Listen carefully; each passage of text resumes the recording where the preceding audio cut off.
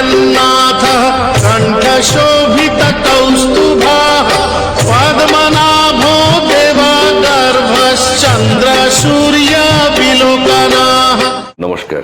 জগন্নাথ স্বামী নয়ন পথগামী ভব তুমে। আজ রথযাত্রার পুণ্যতিথিতে সবার জন্যে প্রভু জগন্নাথের কাছে মঙ্গল কামনা করে প্রভু জগন্নাথের চরণে আমার কিছু আবেগ, কিছু শ্রদ্ধা নিবেদন করছি। যারা জগন্নাথ দেবের প্রতি একইভাবে শ্রদ্ধা বিহ্বল, প্লিজ তারা শেষ পর্যন্ত থাকুন। সময়টা 2014 সালের ডিসেম্বর মাস। স্থান কলকাতার মেডিকা হসপিটাল। আমার পিতৃদেব, তিনি তখন ভেন্টিলেশনে রয়েছেন এবং তার বাঁচার আশা ডাক্তাররা প্রায় ছেড়ে দিয়েছেন। এখন আমার জীবনে আমার ঈশ্বর ছিলেন আমার বাবা, যার অভাব আমি প্রতি মুহূর্তে অনুভব করি এবং দিন গুনি কখন একদিন ওপারের ডাক আসবে আমার এবং বাবার সাথে আবার দেখা হবে। তো যাই হোক, কি হয়েছিল জানি না, আপনারা লৌকিক, অলৌকিক, কুসংস্কার যা খুশি বলতে পারেন, but I have felt that. প্রচণ্ড ঠান্ডায় একা সেই মেডিকা হসপিটালের পাশে ছোট্ট জগন্নাথ দেবের মন্দির, যেটা কাঁচ দিয়ে পুরো ঘেরা, সেখানে আমি বসে ঠকঠক করে কাঁদছি। আর ঠিক একটা ঘোরের মধ্যে যেন ছিলাম। বারে বারে আমার ইষ্ট প্রভু দেবতা জগন্নাথ দেবকে ডাকছি। না কোনো মন্ত্র, কিছুই জানি না, শুধু বারবার বলছি, ঠাকুর তুমি বাবাকে ভালো করে দাও। কতক্ষণ বলেছি জানি না। এইভাবে কখন দেখি আকাশের পূব দিগন্তটা লাল হয়ে উঠছে, পাখির ডাক শোনা যাচ্ছে। আর সত্যি বিশ্বাস করুন, কোনো শীতবোধ কিচ্ছু নেই, শুধু বুঝতে পারছি প্রচণ্ড ঠান্ডা বাইরেটা। তো এরকম একটা সময়ে জগন্নাথ দেবের দিকে যখন তাকিয়ে আছি, হঠাৎ করে দেখলাম যে ঠিক ভোরবেলা জগন্নাথ দেবের হাত থেকে একটা বড় ফুল মাটিতে পড়ে গেল। এখন যেমনটা আগে বললাম যে মেডিকা হসপিটালে জগন্নাথ দেবের যে মন্দিরটা রয়েছে সেটা কাঁচ দিয়ে পুরো ঘেরা এবং সেখানে সামান্যতম বাতাস প্রবেশের কোনো সম্ভাবনা নেই। তো হঠাৎ করে একটা অদ্ভুত অনুভূতি হলো যখন দেখলাম যে কোনো বাতাস ছাড়া বা কোনো কিছু ছাড়া হঠাৎ করে ভোরবেলা প্রভু জগন্নাথের হাত থেকে ফুলটা মাটিতে পড়ে গেল। সারা রাতের জেগে থাকা, তার ক্লান্তি সব যেন মুছে গেল। মনটা কেন জানি না অদ্ভুত ভালো লাগায় ভরে গেল। মনে হলো প্রভু জগন্নাথের মুখে, হতে পারে আমার চোখের ভুল, ঠিক বোঝাতে পারবো না, যে প্রভু জগন্নাথের মুখে যেন একটা হাসি। আমি জানি না, আপনারা হাসতে পারেন হয়তো, হতে পারে আমার দৃষ্টিভ্রম। যাই হোক, তারপরে আবার হাসপাতালের ভেতরে এসে বসলাম এবং তার ঠিক ঘন্টাখানেক পরেই হাসপাতাল থেকে ফোন এলো। বলল যে আপনি চলে আসুন, আপনার বাবার অবস্থা আগের থেকে ভালো হওয়ার জন্যে তাকে ভেন্টিলেশন থেকে বাইরে বের করে আইসিইউতে রাখা হয়েছে এবং যদি এরকম চলে জেনারেল বেডে শীঘ্রই ট্রান্সফার করে দেওয়া হবে।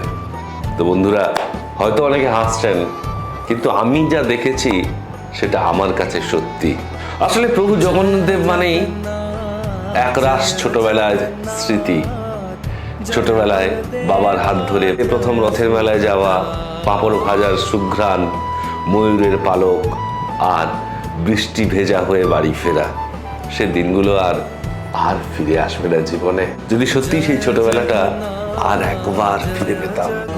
ये दौलत भी ले लो, ये शोहरत भी ले लो, भले छीन लो मुझसे मेरी जवानी, मगर জগন্নাথ দেব মানেই আমার কাছে একটা স্পিরিচুয়াল ডেমোক্রেসি, অর্থাৎ একটা গণতন্ত্রের ব্যাপারটা কিরকম বলি। এখন দেখবেন ভারতে অনেক বড় বড় মন্দির রয়েছে, সেখানে অনেক ব্যবস্থা রয়েছে। কোনো পয়সা না দিয়ে গেলে আপনার 24 ঘন্টাও লাগতে পারে ঠাকুর দর্শনের জন্য। এরপরে হচ্ছে পয়সার খেলা, 100 টাকা দিলে 5 ঘন্টা, 500 টাকা দিলে 1 ঘন্টায় দর্শন হবে। অর্থাৎ এটা যেন এক ধরনের দেবতার বাণিজ্যায়ন হয়েছে, কমার্শিয়ালাইজেশন হয়ে গেছে। অর্থাৎ যার যত বেশি ক্ষমতা, যার যত বেশি অর্থ, সে তত বেশি ঈশ্বরের কাছে যেতে পারবে। কিন্তু আমার প্রভু জগন্নাথ দেব তা নন, তার সম্পূর্ণ উল্টো। তার কাছে সবাই সমান। তিনি একজন সত্যিকারের সার্থক রাজা, যিনি নিজে মাটিতে নেমে আসেন নভ্রবিধি দেবালয় ছেড়ে, সবার নিচে, সবার কাছে, সব হারাদের মাঝে। প্রভু জগন্নাথ তিনি জানেন যে ভক্তের যেমন ভগবানকে দরকার, ঠিক একইভাবে ভগবানেরও ভক্তের প্রয়োজন রয়েছে, ভগবানেরও ভক্তের প্রতি দায়বদ্ধতা রয়েছে।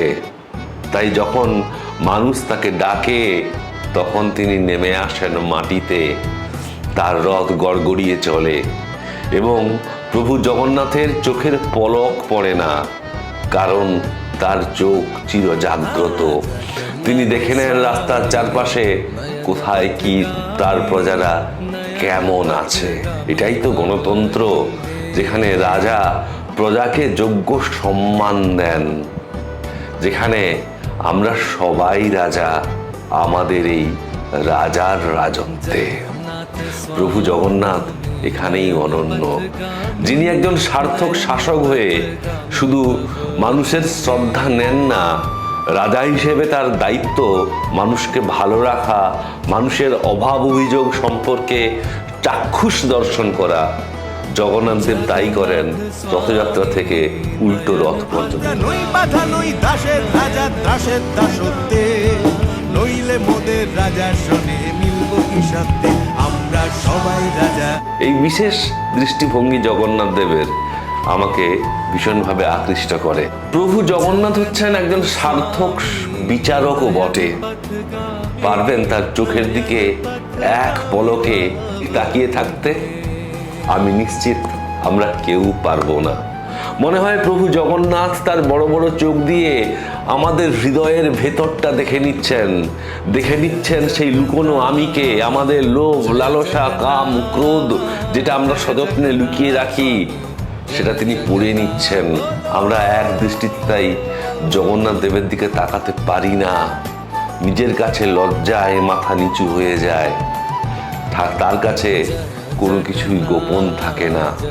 তবুও প্রভু জগন্নাথের ওই দুটো চোখই হচ্ছে আমাদের একমাত্র ভরসার জায়গা, কারণ প্রভু জগন্নাথের ওই চোখই পারে আমাদের মনের যত ইমপিউরিটি, যত কালিমা রয়েছে, সব কিছুকে পুড়িয়ে দিয়ে ফিনিক্স পাখির মতো আবার নতুন করে মানুষ করে তুলতে।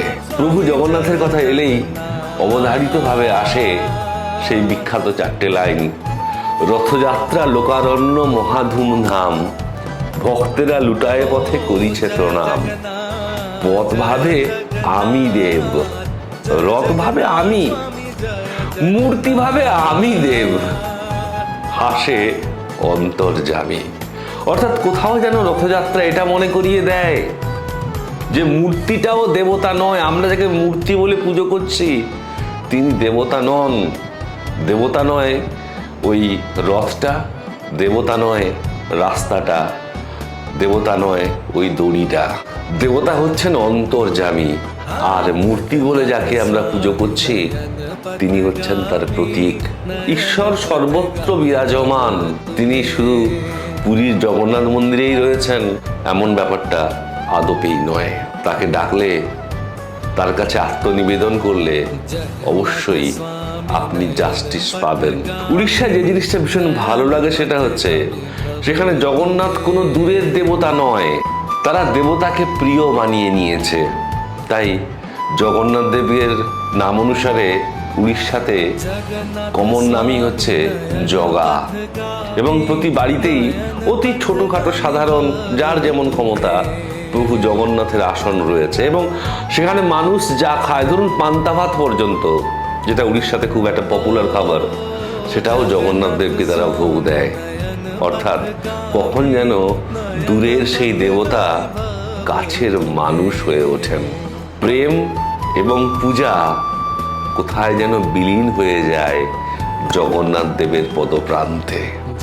আজকে শেষ যে ঘটনাটা বলবো সেটা আমার ব্যক্তিগতভাবে ভীষণ প্রিয়, এবং এটা যিনি লিখেছিলেন সদ্য প্রয়াত হয়েছেন, তার আমার সৌভাগ্যবশত আমি তার ফেসবুক ফ্রেন্ড ছিলাম এবং তার সাথে কথা বলার সৌভাগ্য হয়েছে এবং জানতে পেরেছিলাম তারও প্রিয় এই লেখাটা। ছোট্ট করে বলি, তো ভদ্রলোক ছিলেন, নামটা পরে বলছি, কটকের র্যাভেন্সা কলেজের বিশ্বনন্দিত ফিজিক্সের প্রফেসর। তো তিনি বিজ্ঞানের পূজারী এবং এই আধ্যাত্মিকতা এসব তাকে আকর্ষণ করতো না। পুরী তার কাছে মনে হয়েছে যে পৃথিবীর ডার্টিয়েস্ট প্লেস। সেখানে ঘুরে বেড়ায় শুধু লেপার, কিছু কুষ্ঠরোগী, কিছু বিধবা ভিখিরি আর নোংরা জঞ্জালে ভরা প্রতিগন্ধময় একটা শহর। তাই পারতপক্ষে পুরী কটকের খুব কাছে হলেও তিনি যেতে চান না বা যান না। কবির মা মারা গেছেন, সময়ের নিয়মে মায়ের স্মৃতিও ঝাপসা হয়ে গেছে। এরপরে কোনো একটা কর্মসূত্রে সেই লেখক তাকে পুরীতে যেতে হয়েছিল। গিয়ে দেখছেন স্বর্গদ্বার, এখানে লেনিহান শিখা, কে জানে কোন আত্মাকে সত্যিকারের হয়তো স্বর্গে নিয়ে যাচ্ছে। হঠাৎ করে সেই লেনিহান শিখার দিকে তাকিয়ে স্বর্গদ্বারে লেখক বসে পড়লেন, চলে গেলেন সমুদ্রের ধারে, এবং সেই বিশাল সমুদ্র এখন লেখকের চোখের কোণে অশ্রুরূপে বিরাজমান। লেখক কাঁদছেন কেন না, যখন লেখকের মা মারা যান তিনি তার বিশ্ববন্দিত সন্তানের হাত ধরে বলেছিলেন, খোকা আমি মারা গেলে স্বর্গদ্বারে আমার দাহ করিস, শুনেছি ওখানে মানুষের আত্মার সদ্গতি হয়। না, কবি সেটা করেননি। লেখকের মনে হচ্ছে কোথাও এত মানুষের বিশ্বাস, আস্থা সবটাই কি ভুল। তিনি হতে পারেন বিখ্যাত মানুষ, কিন্তু পুত্র হিসেবে তিনি অত্যন্ত ব্যর্থ হয়েছেন। তিনি গুরুত্ব দিয়েছেন তার ব্যক্তিগত ভাবনাকে, মায়ের ছোট্ট আবেগ, ছোট্ট অনুরোধ সেটুকু তিনি রাখেননি। কিসের সন্তান তিনি? সন্তান হিসেবে তিনি ব্যর্থ। অনুশোচনায় তার মায়ের কাছে এবং দূরে জগন্নাথ মন্দিরের চূড়োর দিকে তাকিয়ে তার চোখে অবিরল অশ্রুধারা। ভোর হচ্ছে পুরীতে, কোথাও লেখকের মনেও ভোর হচ্ছে।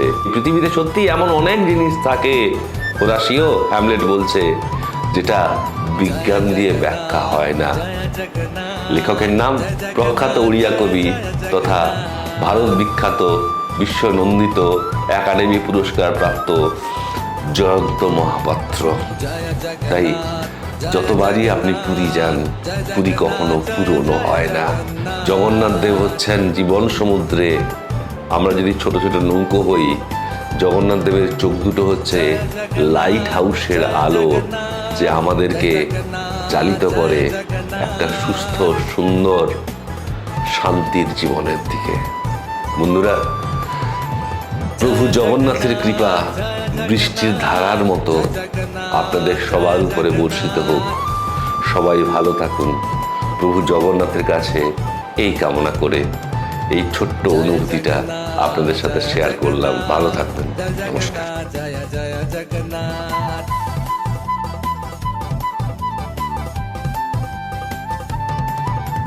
জয় জগন্নাথ, জয় জগন্নাথ, জয় জগন্নাথ, জয় জয় জগন্নাথ।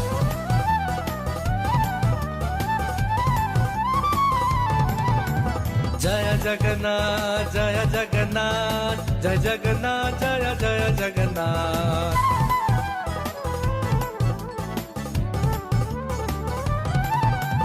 জয় জগন্নাথ, জয় জগন্নাথ, জয় জগন্নাথ, জয় জয় জগন্নাথ।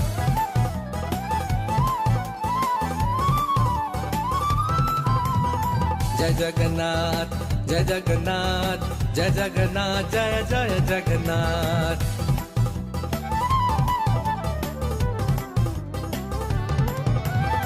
জয় জগন্নাথ, জয় জগন্নাথ, জয় জগন্নাথ, জয় জয় জগন্নাথ।